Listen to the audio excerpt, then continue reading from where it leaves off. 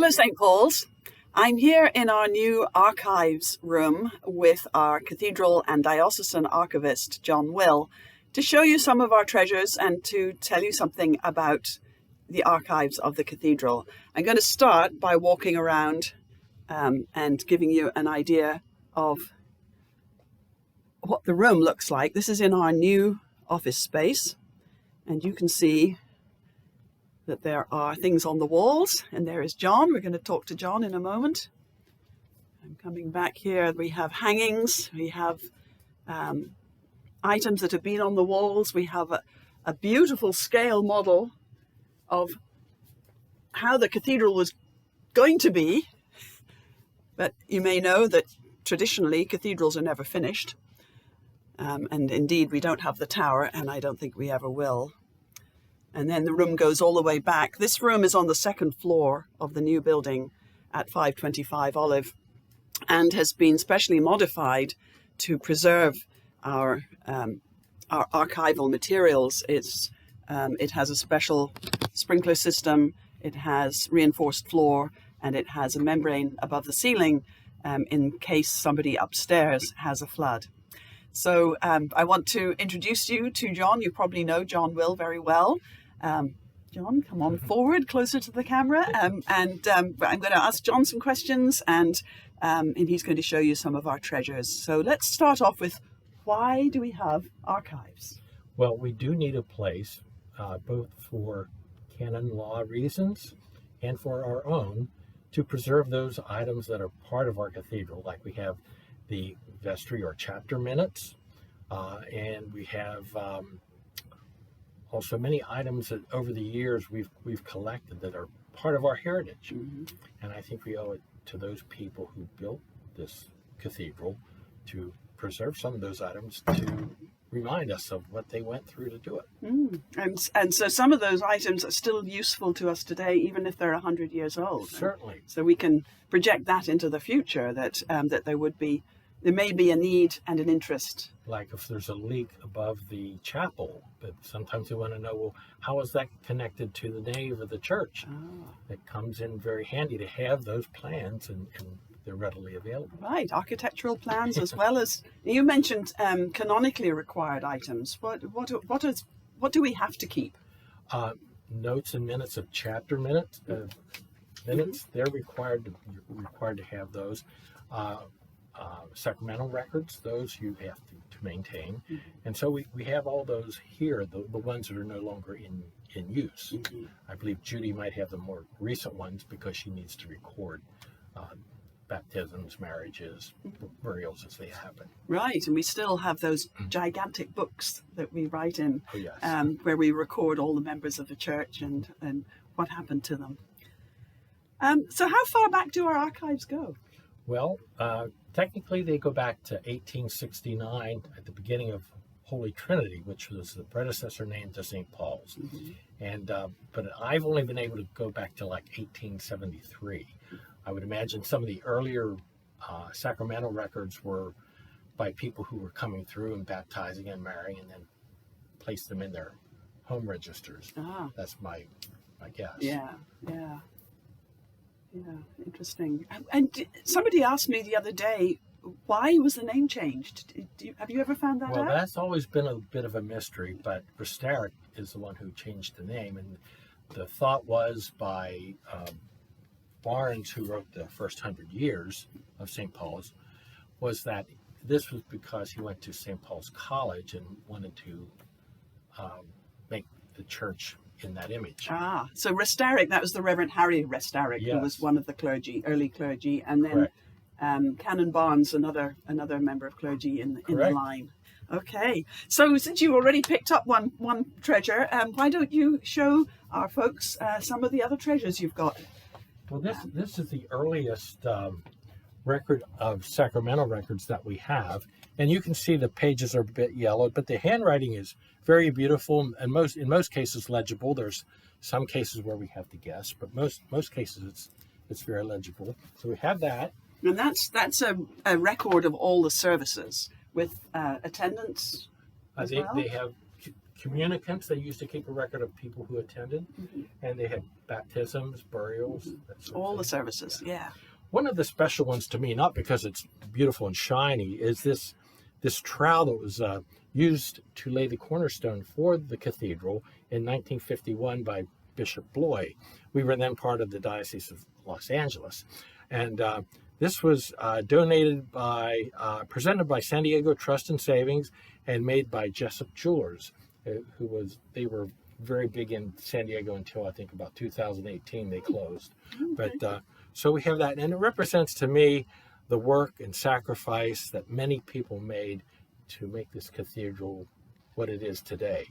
And of course that work is ongoing. We're still building the cathedral. Still, yeah. These were kind of interesting. I found these in the vault. It's a little envelope, and the address up here is the Diocese of Los Angeles, as we were at one time part of that. And it's the San Diego Convocation, which later became the Diocese of San Diego. And these are nails, square nails from St. Andrews Pacific Beach, which was originally St. James Logan Heights. That building was moved over to Pacific Beach to serve as their church until it was destroyed by fire in 1961. So there's quite a history of moving church buildings from one place to another. Oh, yeah. I know that the building that used to be St. Paul's downtown got moved to be St. Dunstan's, and now is St. Philip's, Lemon Grove. Correct. Yeah. Yes. So we were recycling long before it was fashionable.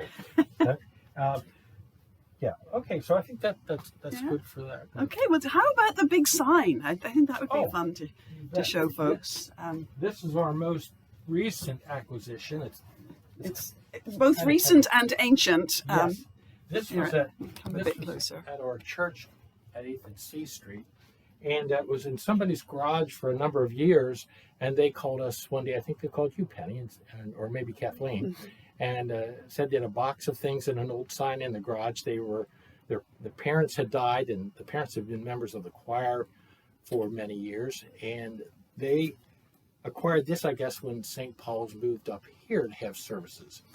And this was in their garage ever since, plus a box of other items that I still have to go through. So there's a lot of treasures yet to be discovered. Yeah. So that sign, it's a wooden sign, and it was weathered, distressed, I think is the fashionable term, and we've had it stabilized, but we haven't removed the weathering, but it's going to find a permanent place in the reception area at 525 Olive in our offices on the second floor. So very soon you'll be able to come and admire it.